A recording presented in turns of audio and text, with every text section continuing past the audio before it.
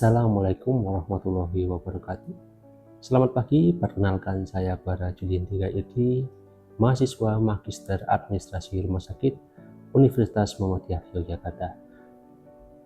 Pada kesempatan ini saya akan membahas isu aktual pelayanan rumah sakit yang saya angkat dari dua berita nasional, yaitu mengenai masih tingginya ketergantungan Indonesia terhadap impor bahan baku obat dan potensi kenaikan harga obat akibat pelemahan nilai tukar rupiah.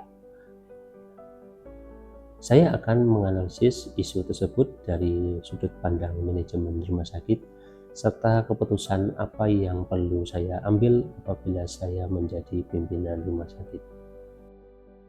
Saat ini Indonesia masih menghadapi tantangan besar dalam mewujudkan kemandirian industri farmasi.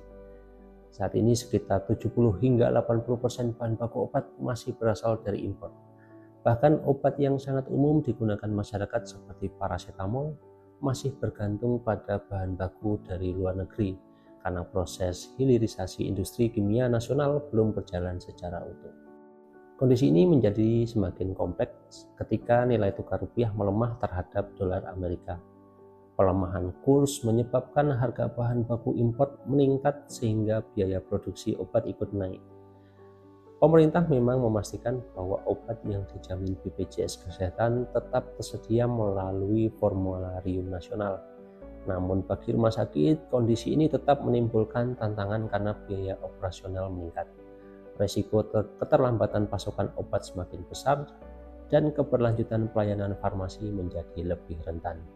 Menurut saya, isu ini sangat strategis karena pelayanan farmasi merupakan salah satu komponen utama mutu pelayanan rumah sakit. Apabila obat tidak tersedia tepat waktu, maka kualitas pelayanan, keselamatan pasien, bahkan kepercayaan masyarakat terhadap rumah sakit dapat menurun. Apabila saya melihat permasalahan ini sebagai seorang pimpinan rumah sakit, maka saya tidak hanya melihat kenaikan harga obat sebagai masalah utama. Permasalahan yang sebenarnya jauh lebih mendasar, yaitu tingginya ketergantungan terhadap rantai pasok global. Akar masalah pertama adalah industri bahan baku obat nasional yang belum mandiri. Sebagian besar aktif pharmaceutical ingredient atau API masih harus diimpor sehingga rumah sakit secara tidak langsung ikut bergantung pada kondisi ekonomi dunia. Akar masalah kedua adalah belum optimalnya hilirisasi industri kimia nasional. Indonesia sebenarnya memiliki sumber daya untuk menghasilkan bahan dasar, namun proses produksi hingga menjadi bahan baku obat masih banyak dilakukan di luar negeri. Akar masalah ketiga berasal dari sisi manajemen rumah sakit. Banyak rumah sakit masih menerapkan sistem pengadaan obat yang bersifat reaktif. Pemesanan dilakukan ketika stok mulai menipis, sehingga ketika terjadi gangguan distribusi atau kenaikan harga secara tiba-tiba, rumah sakit kesulitan menjaga ketersediaan obat.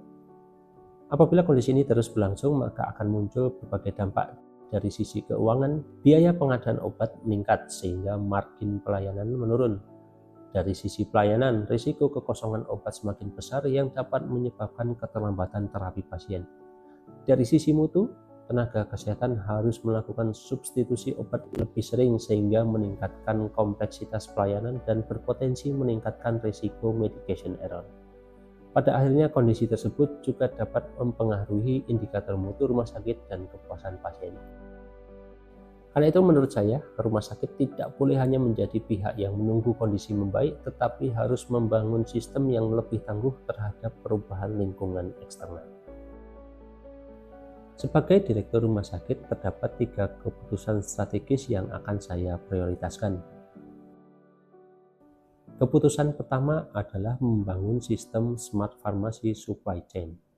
Rumah sakit harus memiliki dashboard digital yang mampu memantau stok obat secara real time, memberi peringatan dini ketika stok mulai menipis, serta memprediksi kebutuhan obat berdasarkan pola penyakit dan tren kunjungan pasien. Dengan ini, rumah sakit tidak lagi bekerja secara reaktif, tetapi mampu mengantisipasi potensi kekurangan obat sebelum benar-benar terjadi. Keputusan kedua adalah melakukan diversifikasi pengadaan obat. Rumah sakit tidak boleh bergantung pada satu distributor. Saya akan membangun kerjasama dengan beberapa penyedia obat sekaligus memperkuat penggunaan produk dalam negeri yang memiliki tingkat kandungan lokal tinggi, serta menyusun buffer stok khusus untuk obat-obat kritis seperti antibiotik, obat emergensi, dan obat-obat yang digunakan di ICU. Strategi ini bertujuan meningkatkan ketahanan rantai pasok sehingga pelayanan tidak terganggu ketika terjadi fluktuasi ekonomi. Keputusan ketiga adalah memperkuat program clinical pharmacy and pharmacoeconomy. Saya akan memastikan penggunaan formularium rumah sakit berjalan secara optimal melalui evaluasi penggunaan obat, pelaksanaan antimicrobial stewardship program, serta analisis farmakoekonomi untuk memilih terapi yang efektif sekaligus efisien. Dengan pendekatan ini, rumah sakit dapat menjaga mutu pelayanan tanpa harus mengorbankan keselamatan pasien maupun keberlanjutan finansial. Bagi saya, keputusan yang paling sulit sebagai pimpinan rumah sakit adalah menjaga keseimbangan antara efisiensi biaya dan keselamatan pasien. Ketika harga obat meningkat, keputusan yang paling mudah adalah melakukan penghematan anggaran secara besar-besaran. Namun, saya berpendapat bahwa keselamatan pasien tidak boleh dikorbankan demi efisiensi jangka pendek. Seorang pemimpin rumah sakit harus mampu mengambil keputusan yang berorientasi jangka panjang.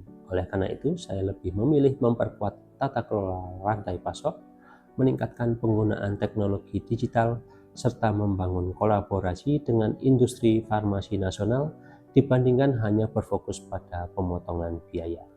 Saya percaya bahwa rumah sakit yang mampu menjaga ketersediaan obat, mempertahankan mutu pelayanan, dan beradaptasi terhadap perubahan lingkungan adalah rumah sakit yang akan tetap dipercaya masyarakat di masa depan. Demikian presentasi yang saya sampaikan. Atas perhatiannya terima kasih. Wassalamualaikum warahmatullahi wabarakatuh.